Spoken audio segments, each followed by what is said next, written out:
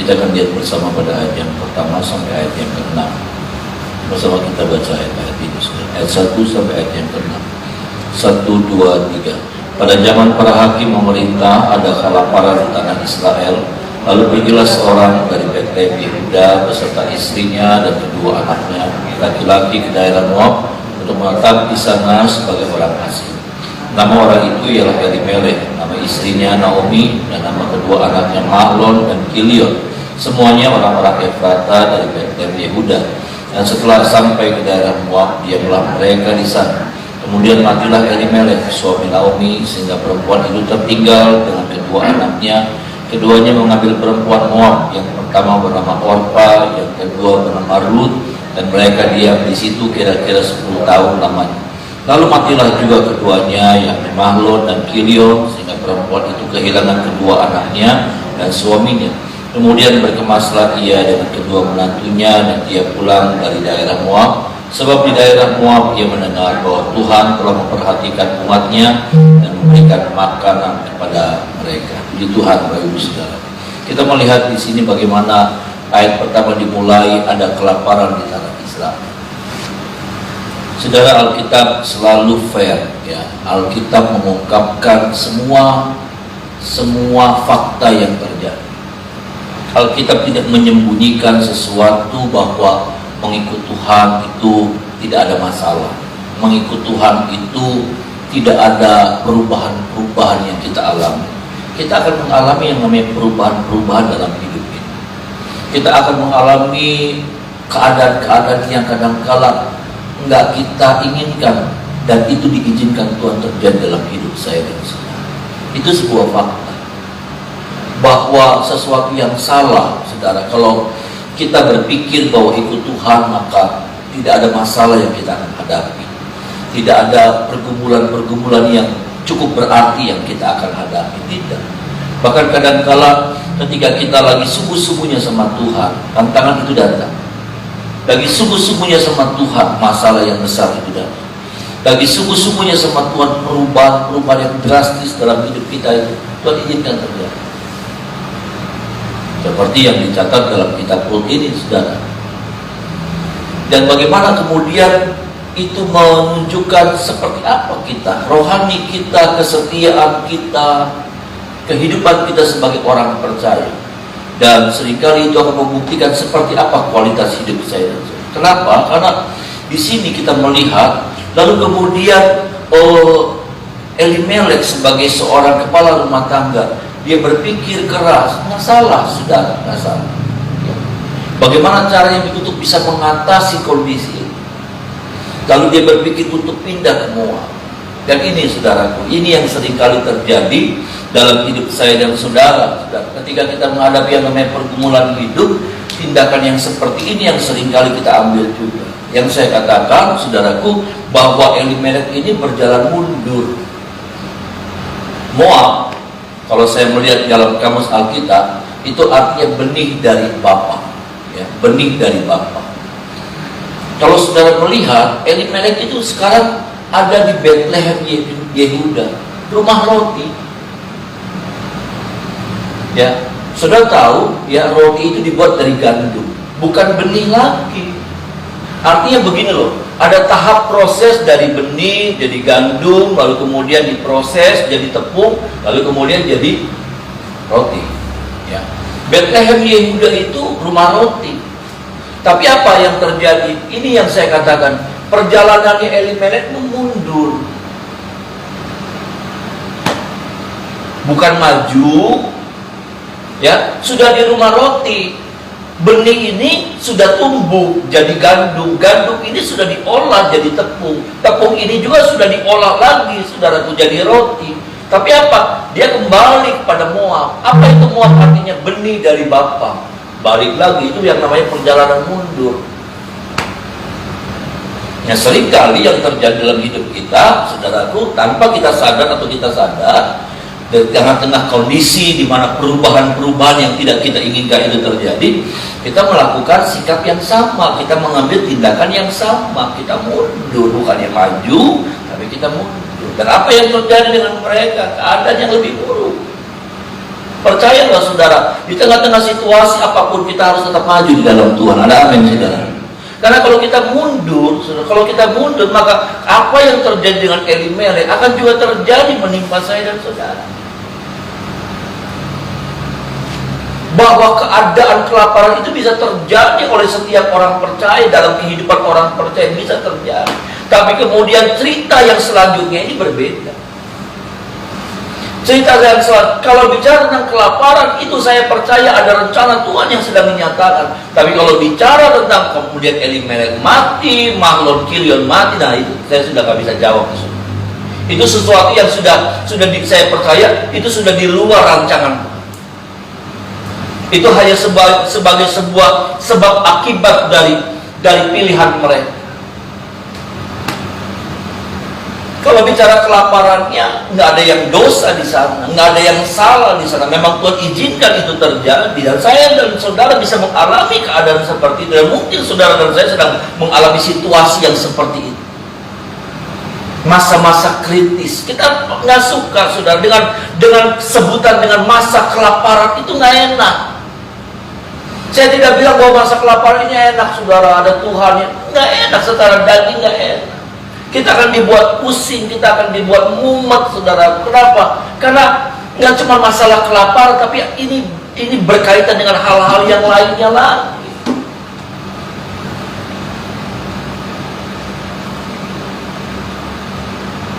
Nah ini yang sering kali terjadi Bapak Ibu saudara. Sikap seperti apa yang kemudian kita ambil ketika situasi yang seperti itu terjadi, menimpa kita, datang dalam hidup saya dan saudara. Yang saya lihat ya saudara, yang saya lihat kayaknya buat Elimelek itu sesuatu masalah yang besar banget. Tiap harus ada solusi. Ketika orang-orang lain tetap menetap di sana. Cerita tentang orang pindah bermigrasi ke Moab itu hanya diceritakan tentang keluarga Elimelek. Yang lainnya bisa bertahan kok. Rupanya Elimelek terlalu khawatir dengan segala macam hal. Makanya itu tuh, jangan khawatir saudara. Karena saya percaya Tuhan melihara saya dan saudara dengan cara ini.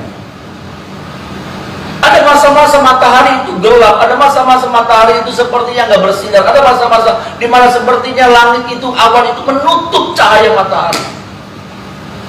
Tapi percayalah saudara, matahari itu tetap ada. Ada amin saudara. Matahari itu nggak hilang, cahaya tetap ada, dan kadang-kadang memang ditutup gitu, dihalang-halang. Tapi nanti satu saat cahaya itu pasti menerangi saya dan saudara lagi. Bisa bilang amin saudara. Ini Bapak Ibu saudara, kayaknya terlalu serius banget. Kenapa? Karena saya melihatnya begini. Ketika Naomi pulang, ya saudara, ini hanya prediksi saya. Ketika Naomi pulang, orang semua tahu itu Naomi. Artinya apa? Ternyata mereka orang terkenal, orang terpandang.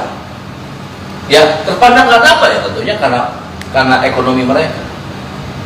Nah ini nih saudara, perasaan seperti ini, rasa takut, rasa khawatir seperti ini, gengsi yang seperti ini. Aduh nanti turun, nanti orang nggak menghargai saya lagi. Kadang-kadang kita suka mempersoalkan hal-hal yang nggak perlu kita persoalkan. Naomi waktu pulang, semua orang tahu ini Naomi pulang. Itu sudah terjadinya bertahun-tahun kok saudara. Naomi pergi, Elimelek pergi ke Moab itu sudah bertahun-tahun. Mereka pergi itu pada waktu anak-anak mereka belum menikah. Anak-anak mereka dapat jodohnya di Moab. Udah bertahun-tahun, tapi mereka tetap tahu artinya apa? Ini orang terkenal, ini orang terpandang. Emang. Makanya apa? Elimelek takut kalau sampai apa? Kalau sampai ekonomi mereka goncang, lalu kemudian orang udah nggak menghormatin mereka lagi. Orang hilang respect sama mereka. Mereka jadi hilang pamor di tengah-tengah masyarakat Bethlehem.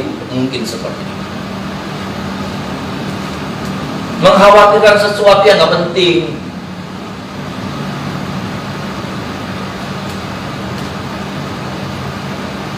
Lebih menjaga apa status daripada iman. Kadang-kadang kita begitu. Lebih menjaga nama baik daripada iman. Saya cuma mau bilang buat saya juga, buat saudara juga, iman itu yang utama dalam hidup kita. Ada amin saudara.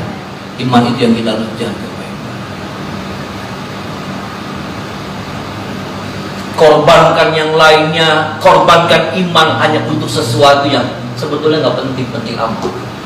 Betul kita perlu dihormati, tapi jangan jual itu demi iman. Jangan jual iman demi untuk mendapatkan penghormatan yang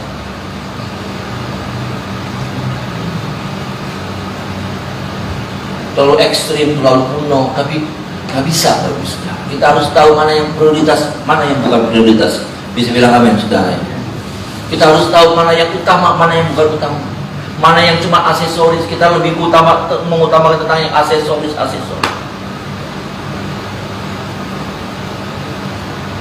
Karena buat kita itu sesuatu yang penting banget.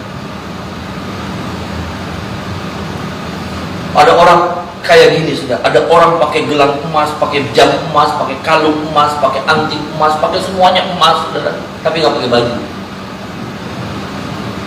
Kayak gitu orang yang kehilangan iman. Tapi menjaga harga dirinya, menjaga martabatnya, menjaga gengsinya, kayak gitu. Iman itu seperti pakaian menutupi tubuh kita. Ada amin, saudara. Ini gambaran saya dari Alkitab. Tapi berapa banyak kita lebih kita jual pakaian kita. Kita cuma punya baju, kita jual supaya kita bisa pakai aksesoris. Benar, bagus. Tapi tanpa jubah, tanpa pakaian, artinya sudah boleh pakai emas seluruhnya, sudah di tiap bagian ini ada emasnya. Kalau perlu di sini juga dipakai emas, semua pakai emas, tapi sudah nggak pakai baju. Jadi ketahuan orang mencibir saya, emas, semua emas. Gelang emas, semua emas, tapi saya nggak pakai baju, nggak pakai celana telanjang. Berapa banyak kalau kita lebih mengutamakan itu, kita pikir itu sesuatu banget buat kita. Itu yang utama. Elimelek pikir seperti itu, ternyata apa? Hancur semua, berantakan.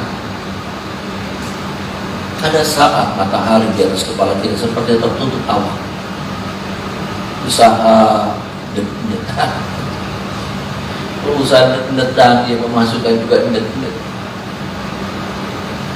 Saya pernah ditegur Tuhan belakangan ini, saudara. Saya selalu cerita tentang, nggak kayak dulu ya, nggak kayak dulu gitu, sudah. Tuhan kayak tegur, suruh diem. Kadang kala kita nggak boleh begitu, saudara. Tuhan marah.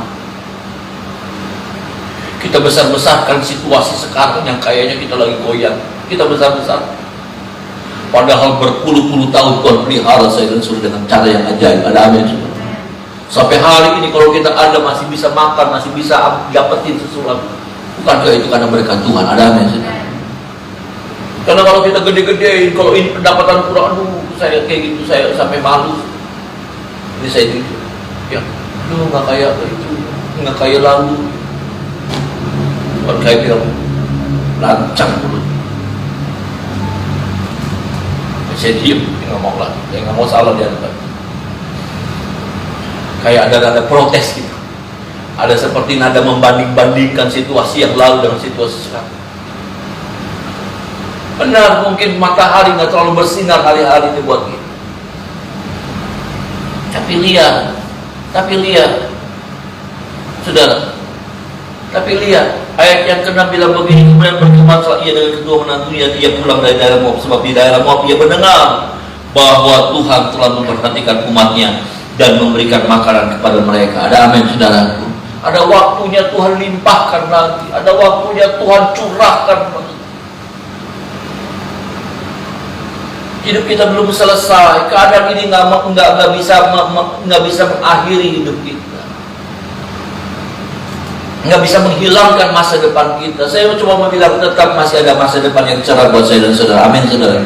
Masih ada pemeliharaan Tuhan yang ajaib buat saya dan saudara dengan cara Tuhan yang hebat.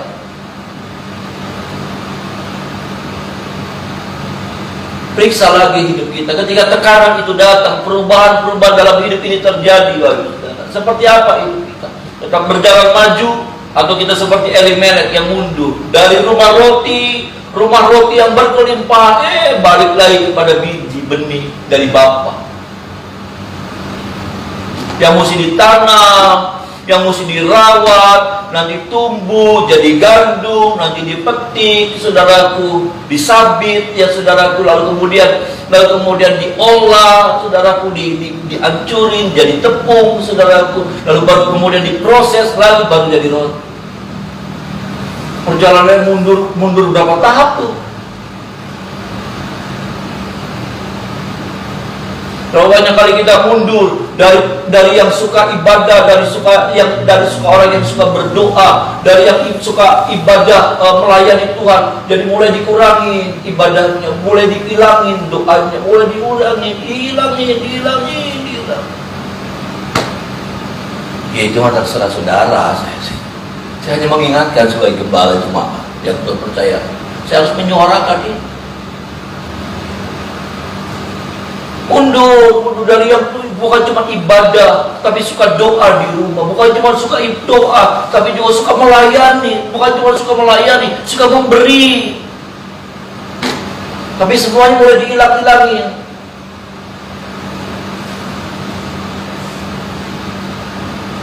Kasih palang, colek.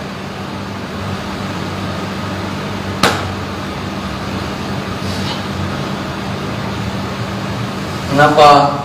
Ya pribadinya mungkin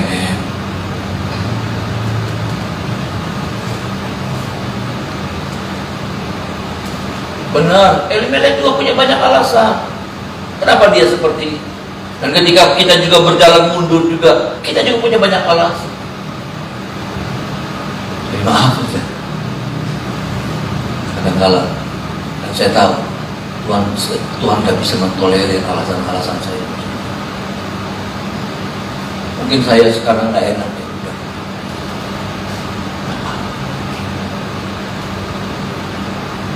Tapi saya takut, saya khawatir Tuhan gak bisa mentolerir alasan-alasan saya.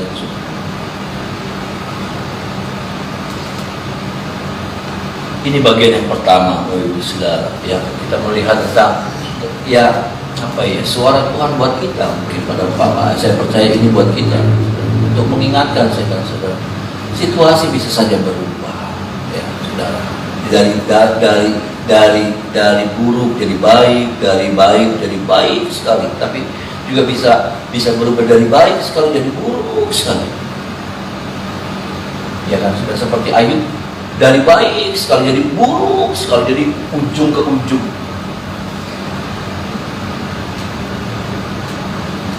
Tapi tetaplah kuat dalam Tuhan. Dan kalau saat-saat di mana sudah lagi nggak kuat, ada saat saya nggak kuat, saya cuma bilang sama Tuhan, kuatkan saya nggak kuat. Tuhan topang saya, pegang saya,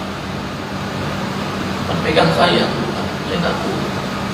Saya rasakan itu loh, sudah ada kekuatan yang luar biasa yang memampukan saya, yang membuat saya kuat, gitu mampu dalam tekanan-tekanan.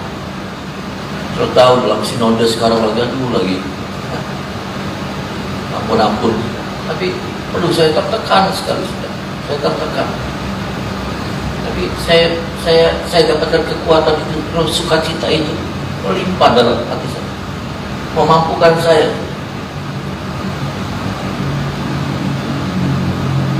Tolong kita ya sekarang.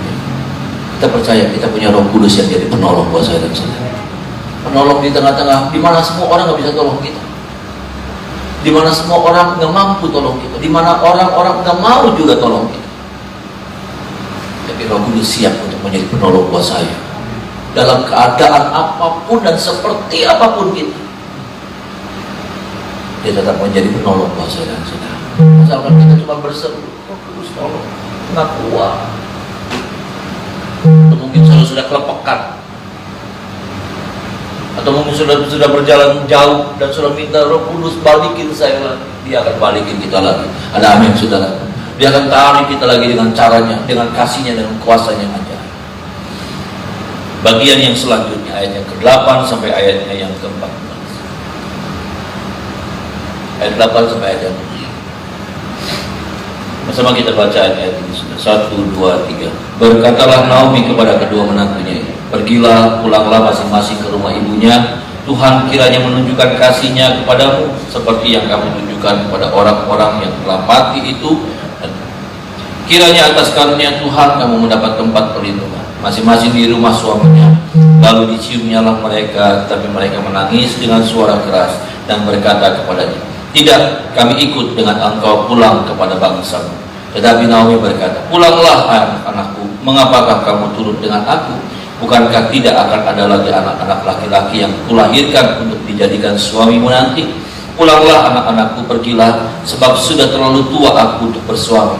Seandainya pikirku ada harapan bagiku dan sekalipun malam ini aku bersuami, bahkan sekalipun aku masih melahirkan anak laki-laki, masakan aku menanti sampai mereka dewasa? Masakan karena itu kamu harus menahan diri dan tidak bersuami? Janganlah kiranya demikian anak-anakku, bukankah jauh lebih pahit yang aku alami daripada kamu? Sebab tangan Tuhan teracung terhadap aku. Menangis pulang mereka dengan suara keras. Lalu Orpa mencium mertuanya itu minta diri, tetapi Rut tetap berpaut kepadanya. Saudara, buat saya ini cerita yang agak jarang ditemukan. Ya, saudara, ini cerita yang agak jarang. Saya tidak mengangkat tentang Rutnya yang bagaimana Rut bertahan untuk tetap ikut sama Naomi. Ya. Lalu kemudian Rut diangkat Tuhan dan diberkati Tuhan. Lewat Rutlah kemudian Yesus itu lewat keturunan kita, Rut juga, saudaraku. Yesus dilahirkan, hadir di muka bumi. Tapi yang saya mau sampaikan ini yang saya katakan cerita yang enggak jarang sekali, jarang ketemu. Kenapa? Cerita tentang bagaimana dua anak mantu nggak mau pisah sama mertuanya.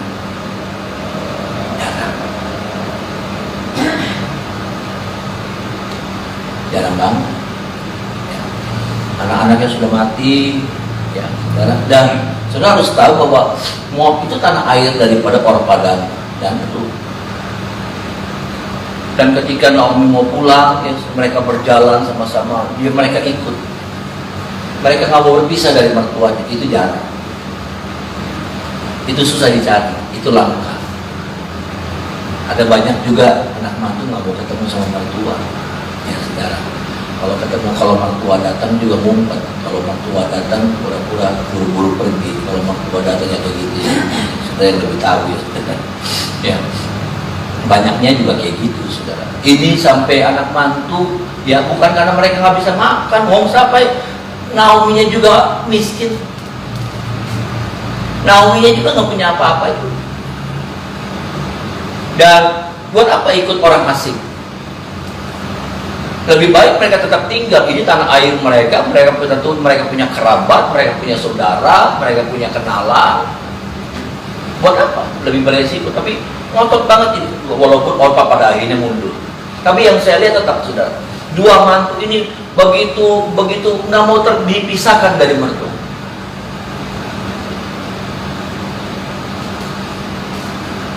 Hubungan ini, saudara, ini hubungan yang susah. Saudara harus tahu, hubungan mantu sama mertua sama mantu itu hubungan yang agak unik.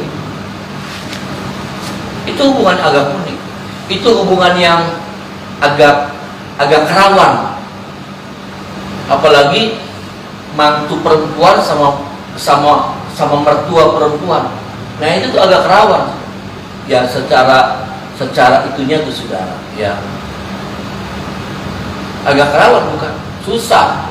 Banyak yang nggak cocok, banyak yang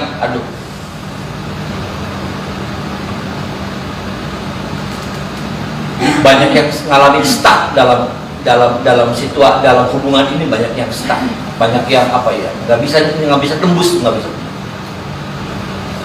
Tapi ya batin, ini yang saya mau tahu, ini yang saya mau sampaikan ya, firman Tuhan. Berarti walau bagaimanapun Rut bisa menjaga sikapnya dengan benar. Rut punya sikap yang luar biasa. Rut dalam perkataan, dalam bersikap, dalam tindakan, di dalam setiap keputusannya, mereka melihat ini mama mertua yang hebat. Ini bisa dijadikan, ini betul-betul jadi mama buat kami. Ini bukan cuma mertua, tapi dia itu sosok mama buat mereka, buat Orpa.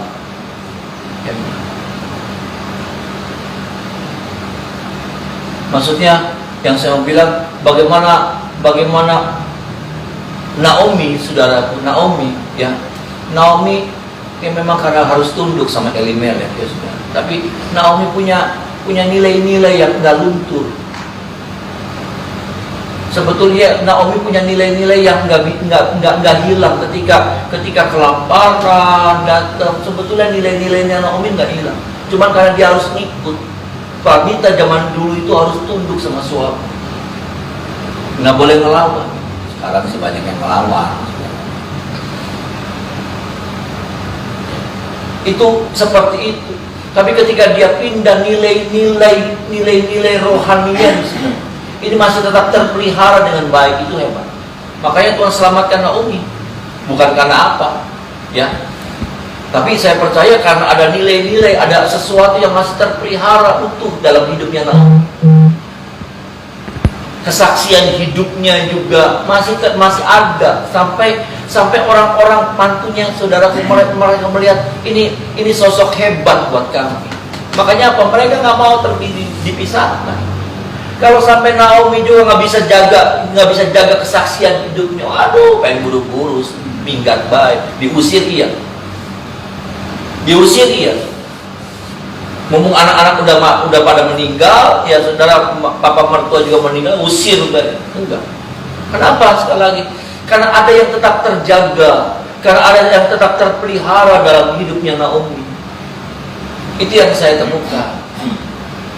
Di tengah-tengah keadaan, saya bilang kelaparan terjadi, saudara.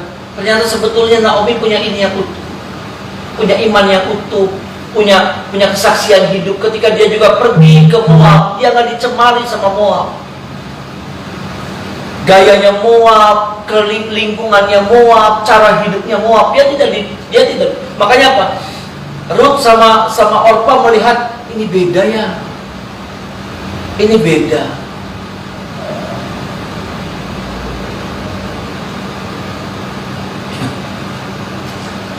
Kita seperti apa ya saudara, orang lihat kita?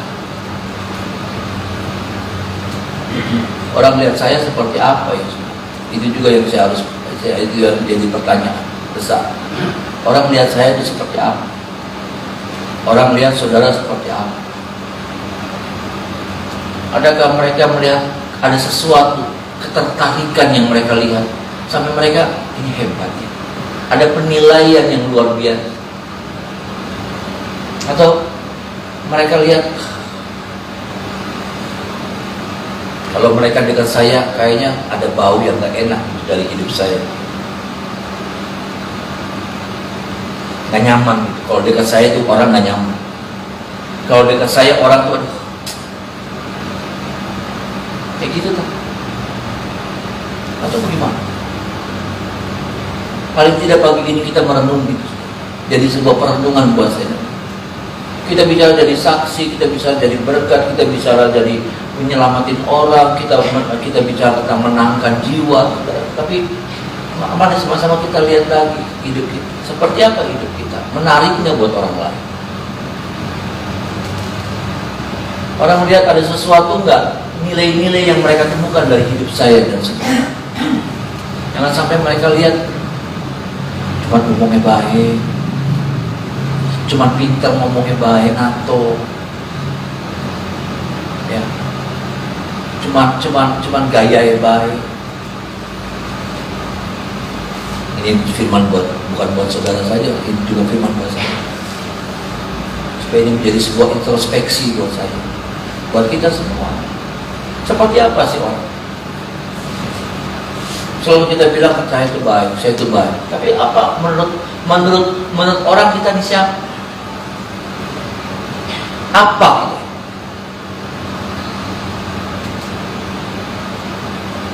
Tolong kita ya saudara. Ini sebuah pertanyaan yang kita nggak pernah tanyakan dalam hidup kita. Kita singkirkan pertanyaan itu. Padahal pertanyaan itu penting. Itu menjadi sebuah evaluasi buat saya dan saudara. Seperti apa? Karena saya melihat hebat sekali ini. Naomi ini hebat sekali. Ini anak mantu dari zaman dahulu kala. Bukan cuma zaman modern sekarang. Anak mantu sama mama mertua perempuan susah. Ya ada ya saudara, kelihatannya sih damai-damai ya, eman-emanan ya. Tapi banyak yang nggak eman-emanan, saudara. Banyak yang aduh angel pisan saudara. Mertua perempuan juga susah masuk ke anak mantu juga kayak jadi kayak ada tembok, nggak ada tembok sih, cuma kayak ada dinding yang aduh, yang kayaknya transparan tapi nggak bisa ditembus.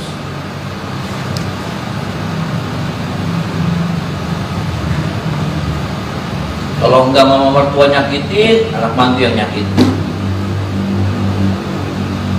Tapi hebatnya Naomi, kenapa? Itu yang saya bilang, dia menjaga itu nilai-nilai dalam hidupnya, dalam perkataannya, dalam menyampaikan sesuatu, ada cara yang baik, ada cara yang lembut. Ketika menegur, ketika mengingatkan, ada cara yang pantas yang disampaikan. Itu yang saya lihat. Dan mereka melihat tentang bagaimana perilaku Naomi ini, imannya, kesetiaannya juga, cara hidupnya. Makanya kagum dua orang ini. Makanya nggak mau lepas.